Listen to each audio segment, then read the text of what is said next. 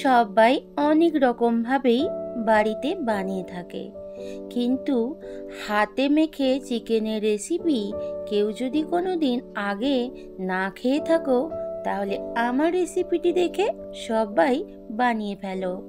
নমস্কার বন্ধুরা, আমি মিষ্টি। আজকের আমি এসেছি জামাই ষষ্ঠী স্পেশাল হাতে মাখা মুরগির এক ইউনিক রেসিপি নিয়ে। তাহলে চলুন বন্ধুরা, আর বক বক না করে রেসিপিটি শুরু করা যাক।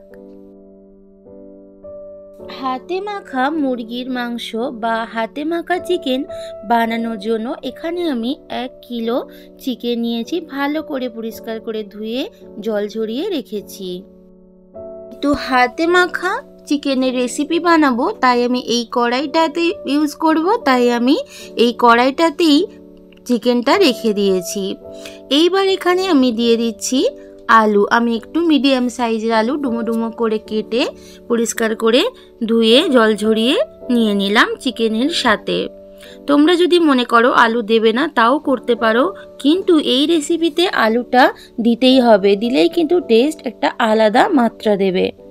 এইবার এখানে আমি দিয়ে দিচ্ছি কুচনো টমেটো। চিকেনের পরিমাণ অনুযায়ী যে যেমন টমেটো নিতে চাও নিতে পারো। এই রেসিপিতে পেঁয়াজ একটু বেশি পরিমাণে লাগবে, তাই আমি এখানে নিয়ে নিলাম কুচনো পেঁয়াজ। পেঁয়াজটা আমি এখানে দুভাবে ইউজ করব। এইবার আমি নিয়ে নিচ্ছি বেশ কিছুটা ধনিয়া পাতা কুচি। ধনিয়া পাতাটা কিন্তু দিলে এই রেসিপির আর একটা আলাদা ফ্লেভার আসবে।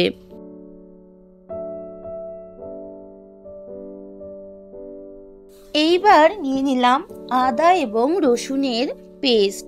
প্রায় 2 চামচ ভর্তি এখানে আদা রসুনের পেস্ট নিয়ে নিলাম। এইবার এখানে দিয়ে দিচ্ছি ফেটানো টক দই। আমি এখানে প্রায় 3 থেকে 4 চামচ টক দই নিয়ে নিয়েছি। এইবার এখানে আমি শুকনো লঙ্কাকে একটুখানি কেটে দিয়ে দিলাম। এবার আমি নিয়ে নেব তেজপাতা। তেজপাতাটাকেও একটু দুটো ভাগে ভাগ করে নিলাম। এইবার এখানে দিয়ে দেব গোটা গরম মশলা। একটু আমি এলাচটাকে ক্রাশ করে দিলাম, আর দিলাম জয়িত্রী। জয়িত্রীটাকেও একটু হাতের মধ্যে স্ম্যাশ করে দিয়ে দিলাম। এইবার এখানে দিয়ে দেব 1/2 টিস্পুন হলদি পাউডার। এবার দিয়ে দিচ্ছি 1/2 টিস্পুন লাল লঙ্কা পাউডার।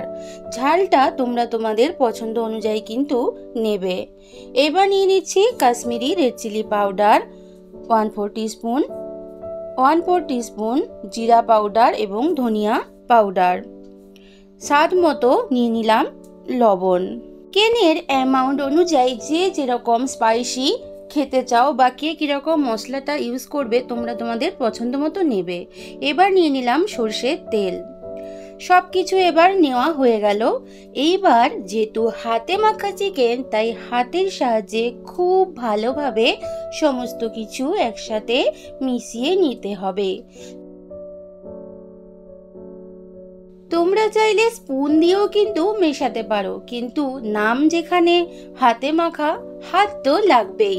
হাত দিয়ে যতটা ভালো মাখানো যাবে, স্পুন দিয়ে কিন্তু অতটা ভালো হবে না। তাই হাতের সাহায্যে বেশ ভালোভাবে কিন্তু মাখিয়ে নিতে হবে। যত ভালো মাখানো হবে, এই রেসিপির টেস্ট কিন্তু আরও অনেক ভালোভাবে বেড়ে যাবে। সামনেই জামাই ষষ্ঠী, তাই জামাইকে একটু অন্যরকম যদি ভিন্নধর্মী চিকেনের স্বাদ দিতে চাও, তাহলে অবশ্যই আমার রেসিপিটি ফলো করে জামাই ষষ্ঠীতে স্পেশাল কিছু আইটেম হিসেবে চিকেনের রেসিপিটি বানিয়ে ফেলতে পারো। অলমোস্ট 10 মিনিট কিন্তু এইভাবে চিকেনটাকে মেখে নিতে হবে। এই দেখো বন্ধুরা, ভালোভাবেই কিন্তু চিকেনটা মাখানো কমপ্লিট। এখন থেকে একটা এত সুমধুর স্মেল আসছে, তোমরা যখন বানাবে নিজেরাই বুঝতে পারবে। এইবার গ্যাসের মধ্যে আমি কড়াইটা বসিয়ে দিলাম। এবার বসিয়ে দিয়ে গ্যাসটা জ্বালিয়ে দেব। প্রথমে কিন্তু গ্যাসের ভলিউমটা একটু হাইতে করতে হবে, যাতে ভালোভাবে চিকেনটা ফুটে ওঠে। এইবার একটা হাতা দিয়ে বেশ ভালোভাবে চিকেনটাকে এদিক ওদিক নাড়াচাড়া করে দিচ্ছি। এইভাবে কিছুক্ষণ চিকেনটা নাড়াচাড়া করে দিয়ে আমি ঢাকা দিয়ে কিছুক্ষণ রেখে দেব। 5 মিনিট বাদে ফিরে এলাম। ঢাকাটা অলরেডি খুলে নিয়েছি। দেখতেই পাচ্ছ কতটা জল কিন্তু বেরিয়ে গেছে। এই জলটা কিন্তু পুরোটাই এই চিকেনের সাথে কষাতে কষাতে মিশিয়ে নিতে হবে। একটা হাতা দিয়ে বেশ ভালোভাবে আমি চিকেনগুলো নাড়াচাড়া করে নিচ্ছি। আবারও কিছুক্ষণ এইভাবে নাড়াচাড়া করে নিয়ে ঢাকা দিয়ে আবারও একটু কিছুক্ষণ রেখে দেব, যাতে ভালোভাবে চিকেনটা সেদ্ধ হয়ে যায় এবং ভালোভাবে কিন্তু চিকেন কষানো হয়ে যায়। আবারও ঢাকাটা খুলে নিলাম। দেখতেই পাচ্ছ আগের থেকে চিকেনের মধ্য থেকে জলটা বেরিয়েছিল অনেকটা কিন্তু কমে গেছে। আলুটাও বেশ ভালোভাবে সেদ্ধ হয়ে গেছে, চিকেনটাও কিন্তু অনেকটাই কষানো হয়ে গেছে।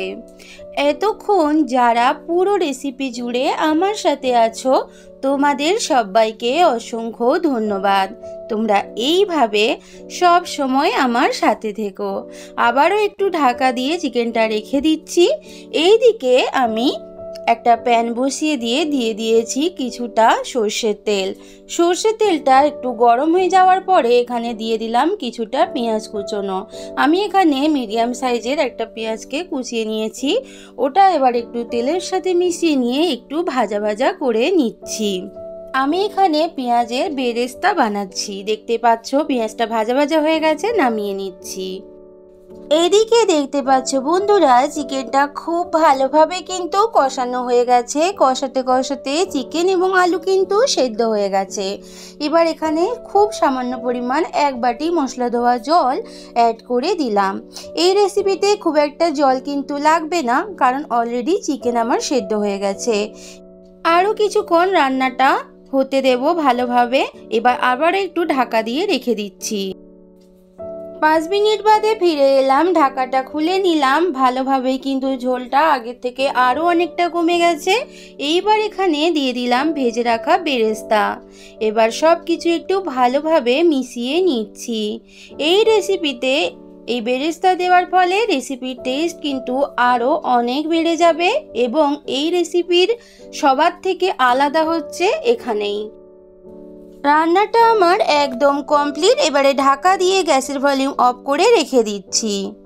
জামাই ষষ্ঠী স্পেশাল ইউনিক টেস্টের ইউনিক চিকেন রেসিপি হাতে মাখা চিকেন একদম রেডি হয়ে গেছে। আমি সার্ভ করে নিচ্ছি। দেখতে যতটা হয়েছে অ্যাট্রাকটিভ, খেতে কিন্তু তার থেকেও অনেক বেশি ডেলিশিয়াস। আমার আজকের এই রেসিপি যদি তোমাদের ভালো লাগে অবশ্যই জামাই ষষ্ঠীতে বানিয়ে ফেলো এবং জামাইদেরকে ফ্রাইড রাইস পোলাওর সাথে সার্ভ করে দিও। তাহলে কিন্তু জামাইরা চেটে পুটে খেয়ে নেবে এবং শাশুড়ি মার প্রশংসায় করবে পঞ্চমুখ। তাহলে বন্ধুরা অবশ্যই বানিও এবং আমাকে কমেন্ট সেকশনে জানিও তোমাদের কেমন লাগলো। আমার চ্যানেলের পুরনো এবং নতুন বন্ধু সবাইকে আমার পাশে থাকার অনুরোধ জানিয়ে আজকের মতো বন্ধুরা তোমাদের থেকে বিদায় নিচ্ছি। ফিরে আসবো নতুন কোনো রেসিপির সাথে। ততক্ষণ সবাই ভালো থেকো, সুস্থ থেকো, সব সময় হাসতে থেকো আর মন দিয়ে মিষ্টির ভিডিওগুলো দেখো। টাটা।